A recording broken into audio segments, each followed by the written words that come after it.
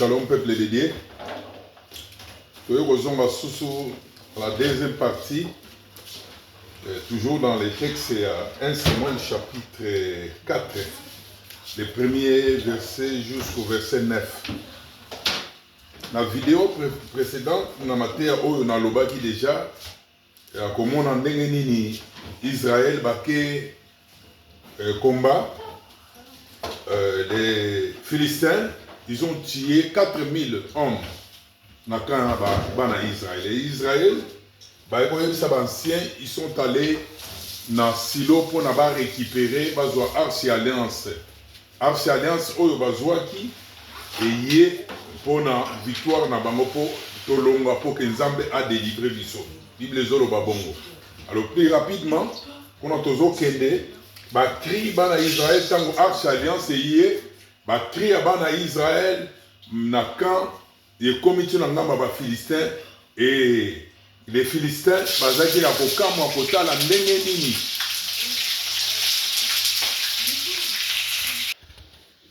Shalom peuple de Dieu. Dans la vidéo précédente, j'avais déjà parlé sur le texte de m'avait dit le texte de 1 Samuel chapitre 4. Du premier verset jusqu'au verset 9. Si je peux lire rapidement les versets 6 jusqu'au verset 9, nous livrons la parole de Dieu. Le retentissement de ces cris fit entendre des Philistins et ils dirent: que signifient ces grands cris qui retentissent dans les camps des Hébreux? Et ils apprirent que l'arche de l'Éternel était arrivée au camp. Les Philistins eurent peur parce qu'ils crurent que Dieu était venu dans les camps. Malheur à nous, dirent-ils, car il n'y en a pas été ainsi jusqu'à présent. Malheur à nous qui nous délivrera de la main de ces dieux puissants. Ce sont ces dieux qui ont frappé les Égyptiens de toutes sortes de plaies dans le désert. Là, nous voyons clairement, donc après l'échec des enfants d'Israël, donc les Philistins ont tué 4000 hommes dans les camps des enfants d'Israël, et les enfants d'Israël ont recouru auprès des anciens. Alors les anciens ont dit non, allez-y à Silo pour récupérer l'axe de l'alliance de l'Éternel, pour que l'Éternel puisse nous délivrer. Donc, bazaki na souci wana, bazaki na passe wana, biso jamais on ne peut pas échouer parce que personne dans sa vie, dans sa vie quotidienne, que non, a échoué ne l'oromoro. Toute personne a lingara à réussir. Toute personne a lingake a un succès à kende liboso. Et c'est ce que la Bible déclare: prospérer à tous égards. Alors, plus loin, et les enfants d'Israël, juste les versets que j'ai lis, les enfants d'Israël, les Philistins, ils ont compris, attention, alors, ils étaient informés que c'était l'arche de l'alliance qui est venue au camp des enfants d'Israël. Suis-moi bien. Alors, Philistins Azobamba. Déclaration des Philistins, qui nous délivrera? Parce que je reconnais que ces gens-là, ces messieurs-là, cette dame-là, il a un grand Dieu. Est-ce que sais-tu que les gens qui sont à tes côtés, ils ont peur de toi? Donc, bateau bazana pembeni na yo bazobanga. C'est comme l'histoire, les problèmes au Congo RDC, Rwandais, bien que nous sommes sala, mais bazo bangabi batouana bazaka puissant. Puissance na yo ezanani. C'est à cause du Seigneur Jésus-Christ de Nazareth. Alors, maintenant, eza susumabe à moment que l'église aujourd'hui, chrétien yalelo, serviteur de Dieu, donc bisomoko tozo c'est sous-estimé. À moment que nazan est logoté, nazan est logoté.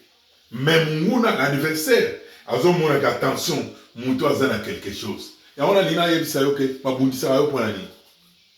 Bazo bundisa yo pona nini. Makambo zo vivre ser, tala libala na yo, po yo bala. Tala kobota, tala santé tout ça. Ba bundisa ka muto azana elembo ya Nzambe. Ozana elembo ya Nzambe yango na bazo bundisa yo.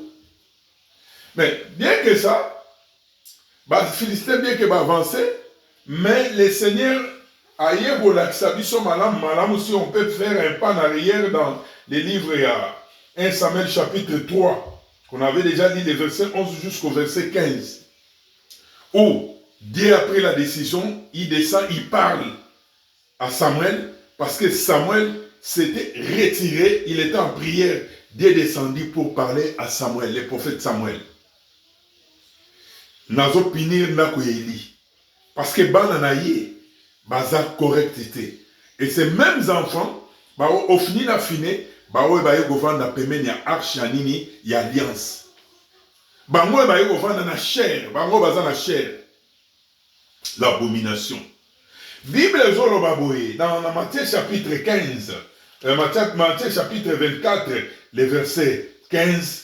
Lorsque vous verrez l'abomination de la désolation dont a parlé le prophète Daniel, celui qui lit, fasse attention. Plus loin dans le livre de Jérémie, Jérémie, chapitre 23, les versets 9 à 11. Chapitre 23, les versets 9 à 11. On peut lire. Sur les prophètes, mon cœur est brisé au-dedans de moi. Tous mes os tremblent. Je suis comme un homme ivre, comme un homme pris de vin, à cause de l'Éternel et à cause de ses paroles saintes. Le verset 10, car le pays est rempli d'adultères. Le pays est en deuil à cause de la malédiction. Les plaines du désert sont desséchées. Ils courent au mal. Ils n'ont de la force que pour l'iniquité. Le verset 11, prophètes et sacrificateurs sont corrompus. Même dans ma maison, je trouvais leur méchanceté, dit l'Éternel. Peuple de Dieu, faut pas être mutumoko yaba sentiment. Muto sentiment yepe longo kuna ya yebinini. Non. Nazo loba pona ngaite. Nazo lingate ke nazo personnalité na ngana zala ke ngam naza danger. Non. Nazo loba par rapport ya l'écriture sainte, nazo interpréter par rapport ya oeza parole entendre. Mais pour que na le canal interprétango, il faut na mitala malam. Oui, berere yakala. To tika yango. On ne peut pas continuer na ba bevi oyakala, toya ozonga na mona milliers ya bana na Nzambe, na milliers etonga, na milliers ya ba chrétiens, soni na mawa. Ça c'est Dieu qui parle. Dit à Jérémie, ils sont corrompus. Qui? Les sacrificateurs, les prophètes. Pour la nini? Parce que Kanyaka, quand il leur donne l'argent, et s'il dit, il y a même les païens, quand il dit, les pasteurs sont, les prophètes sont à dire, ces foutards-là, ce sont des aventuriers. Le lot ben aventurier. Lelo tobengami baventurier, papa, maman, frère, tobengami baventurier. Oh, Mukanda Romain, le livre des Romains, Azolobani, c'est à cause de vous, vous qui, les chrétiens, le nom de Dieu est blasphémé par rapport à Yannick. Quelle église au moment dans la sous-église? Église est comme place, il y a concurrence, place à Oyala, c'est malamu, place à Volakissa, place à Volakissa. Mais on vient dans l'église pour que tout dit ça va banter, tozoya pour que tout ça va plein, on a été tozoya pour la repentance na biso. Dieu c'est un Dieu qui est minoritaire, il n'est pas majoritaire. Oh, tout le monde a dit, ah, pasteur, on a sali plein, pasteur, on a peine ça la plein, pasteur, on a ça la plein, bateau, on a ça plein, ne pasteur, on a aucun la lola. Demande au fait Jacques, pasteur, fait Jacques Vernon, et Nina Bala, le fait pasteur Barouti, Bissira Bakei, réponse ni ne va pas si monsieur de Kuna Bango Bakei. Et ce jour-là, je leur dirai, ça c'est le Seigneur Jésus-Christ, ce jour-là, je leur dirai, je ne vous connais même pas. Je ne vous connais pas. Moi, j'avais prophétisé. De quoi il faut tout faire, maman. Tous à la tête, tous à sentiment. Aujourd'hui, nous avons besoin, il y a parole et je réconforter biso pour tout que na sali na biso. Ah, le Seigneur Jésus-Christ est à la porte. Nous allons insister. Talabilembo. Donc, au fin, ce sont des serviteurs. Au fin, ba oyo, ba yé, ba zomona ngo normal, ba yé na chair, ba yé kuna na chair, ba ta kiti na bango, avandi na mwasi na yé, ba na yé akotande mwana, donc eza église na yé. Oh, na chair, na lié très saint, na lié très saint, lié très saint. Oh, nzambe il faut akita. Donc, on a que le jour que je vous avais exhorté par rapport aux points forts et les points faibles. Donc, déjà, les Rwandais, point faible, il y a des Congolais, point faible, il y a des pasteurs congolais, point faible, il y a des prêtres congolais, il y a des mots. Maintenant, ils travaillent par rapport à des points faibles, point faible, il y a des politiciens congolais, point faible, il y a des chrétiens. Ils travaillent par rapport à wana. Maintenant, ceux qui sont relevés, point faible, et comme fort, il y a un monde qui est philistin, ils vont sauter. Barobang m'a sauté. Barobang m'a sauté. Déjà, aux ans moi si l'anda. Tant aux ans moi si l'anda. Aux ans de cogner, aucun n'a pemeni. Non moi si mon sous n'a pemeni. Donc tant déjà il y a des faiblesses dans il y a esili. Même moi soit zanda à retour ça y est sous-souté. Il y a un moment ba SMS, ba nini ezo kende, ba zo finga, ba zo sala tout ça à n'importe quoi. Répands-toi. Tout le monde a mis tes mandeko.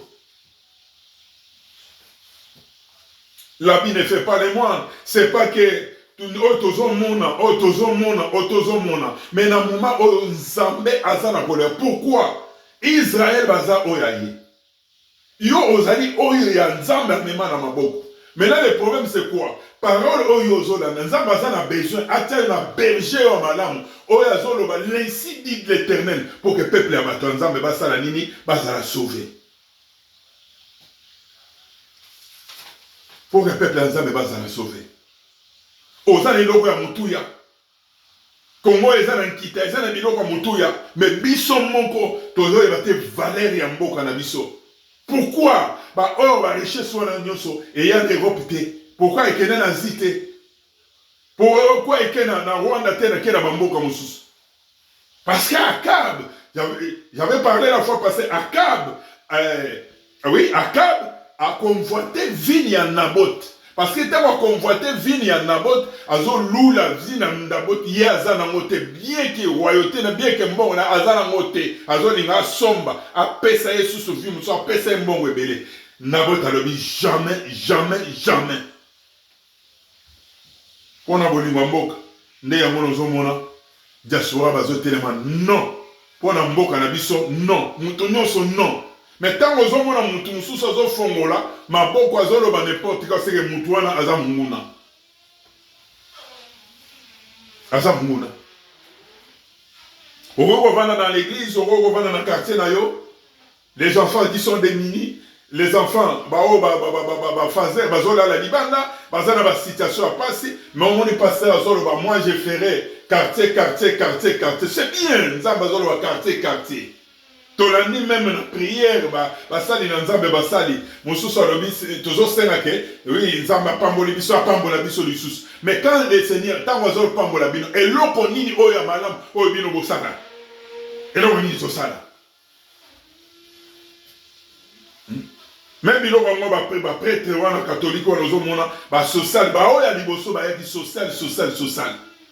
Ya wana ozoloba oui c'est bien ozomona lelo ezali donc le comme le kola mbinzo oya bimi na coin comme j'avais parlé tala discours il a fait maréchal Mobutu abi ba toazo be bisamboka binzambi oyo na soni na mao lelo to komi wapi au lieu de prêcher la parole. On est que au téléma, to kota ba jeune, to prier pour la mboka na biso yango les okeni. To soutenir bandimi o ba fidèle oyo. Okeni na ba Congo, o komona ke eza na ba paroisse mususu o eza ke ni ba ekweya, église ekweya eloko eza lisusu te. Mais bokeni na ba paroisse wana. Bokeni bosunga bale ba mama les jeunes. Bokeni bosunga ba paroisse le monde même un prêtre azozanga même nini moi jio ya pamba po ya mela. Mais koto tozo benga papa spirituel donc continue na molongo ya politique to continue na molongo ya nini. Non, notre mission au Nzambe apesi biso koteya banda mututi na se koteya mutu nyonso parole ya Nzambe poke mutu azonga na nini na nzela. Tokoza la parole na partie chrétienne. Donc, les lots, nous sommes focalisés, basés par rapport à Yanini, il y a matériel. Oh, il y a Zanambo, il y a Wanatozolam. Parce que il y a Zanambo, il y a Rolanda, il y a comme corruption, il y a niveau, il y a Elanga Yanzam, il y a Bassali Yanzam. Il y a la Bible Zolo. C'est, président, Wanate, oh, il y a Pesabiso, hier, après Sabiso Gabami. Mais on a pesa biso déjà après si biso ba milliard malam to linga wana ya rozong mais azozonga na condition ni moto azoboma moto azotangisa makila donc si nyoka ko baloka akoma mbizo métamorphose ya nyoka botika la kaka nyoka oya azoboma partout bazoboma na sima nango bino bokei bobandi ko beta maboko. Mais Seigneur Sunga, merci parce que nous sommes dans les bons. Et Nzambaza na vous confondre. Le lot, ça sous déclaration. Dans le 9 janvier, tant que vous mekoyi, to kitaki na déclaration mabele yoka. Yo mabele sanza nani M23 Rwanda wana sanza wana ngambo ya Kagame James Kabarebe bango nyoso banang tia confusion bouleversement occidentaux ba sanza bango na semana ba sanction ebani dans tozolo ba kitoza na nzamba problème na biso monene nzamba lobi elongo ezali victoire ezali bakokoka te mais nzamba zomonisanga na niveau ya mapinga bazotambola na bana basi. Oh, nous mais eza période ya guerre. Oh, ba argent payer ba o bazo futa bango bazo ko détourner ba mbongo ba salaire ya bani. Dans la fonction publique, dans na ba enseignant, a pauvre enseignant, mon mbongo ya muke l'état zozo pesa to longola parce que to sala o kene na mo wapi. To kene na mo wapi. To bongo la mitema. Que le Seigneur vous bénisse.